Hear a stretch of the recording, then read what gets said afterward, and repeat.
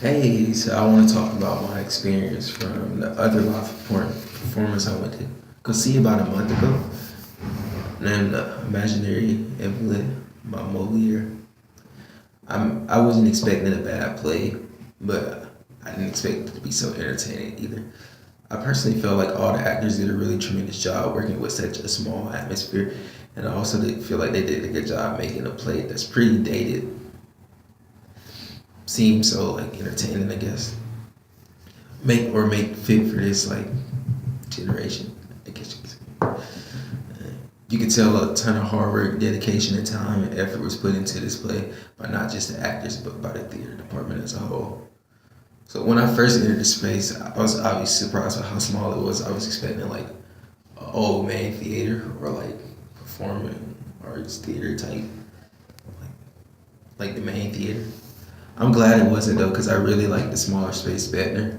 Better, and the atmosphere felt like it fit me more. Because with the bigger productions, like it's nice and all, but not everybody can afford like the good tickets and stuff. So you're forced to sit in the back and you can't see anything. And like it's cool seeing the performance you really want to see, but when you sit in the back, it's just kind of like, so yeah. And the small atmosphere made me feel like I was right there on the journey with these actors the whole time. And I was also obviously able to spectate up close.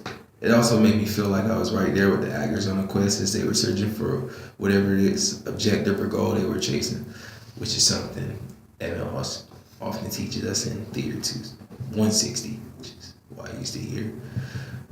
The way they were using the space around them was dope though. From just the two benches to the the design window to even the thunder sound effect.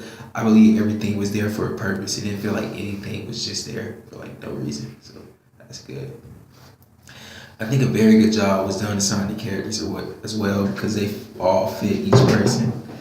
It was like the way they would perform certain types of emotions really fit them. Like the one girl who was the maid, that fit her perfectly.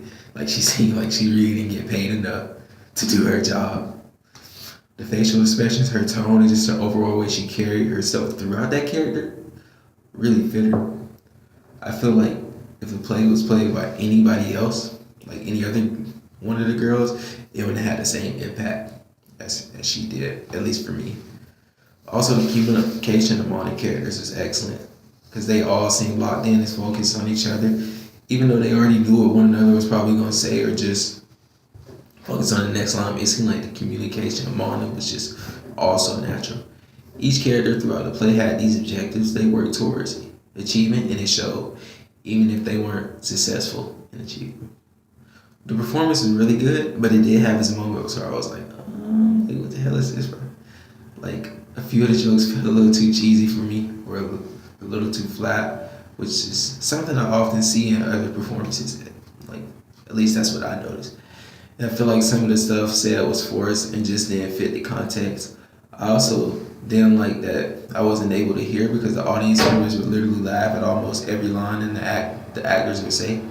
I get it's a free environment to do whatever you want and you pay to see it, but at the same time we want to hear the performance too. But similar to other performances, it's like similar to other performances I've attended before me. Just a little too much laughing. Also, I wasn't the biggest fan of like the complex vocabulary, which is obviously as a result of the play being written in the 17th century. But so I mean that's fine, but at the same time I'm just not like really a big fan of that. It's understandable though. I'm more of a fan of like one of the plays we read in class, like Megan and the Bear Go Camping. That's my type of vocabulary. It's a good play by Zoe too. All in all, though, the other performance, I'd imagine her Invalid didn't disappoint me, and it led up to his pedestal. And I mean, it had more ups and downs, so that's good.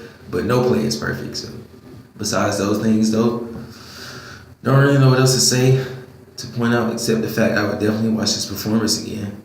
Thanks for listening to my critique of the Imaginary Invalid. Sorry for all like the sounds in the background. I'm trying to find the best place to record possible where I'm by myself. And thank you to all the sources I referenced, such as Zoe, don't know how to say it last the French playwright Moliere, and Evan in the Western Department as a whole. Thank you.